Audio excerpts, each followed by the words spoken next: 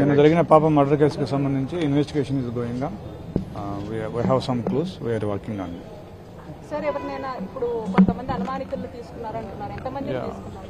ఒకరిద్దరు సస్పెక్ట్స్ ఉన్నారు. We are investigating them, we are interrogating them. పాపకి ఎన్ని స్టాబింగ్స్ చేశారు సార్? అరౌండ్ 20 వరకు ఉన్నాయి. ఒక 10 చిన్న ఆయుధంతో చేసినట్టుగా అనిపిస్తా ఉంది. అంటే ఎక్కువ బాడీ మీద ఎక్కడ? నెక్ మీద ఎక్కువ ఉన్నాయి. నెక్ మీద ఒక 14 to 15 ఉన్నాయి. అదేవిధంగా స్టమక్ మీద కూడా ఒక 7 వరకు. అంటే ఇప్పుడు ఒక వ్యక్తిని ఎవరినైతే విచారిస్తూ ఉన్నారని తెలుస్తుంది, అతనికి ఉన్నటువంటి రోల్ ఏంటి సార్? ఎందుకంటే చుట్టుపక్కల సీసీ కెమెరాస్ కూడా లేవు.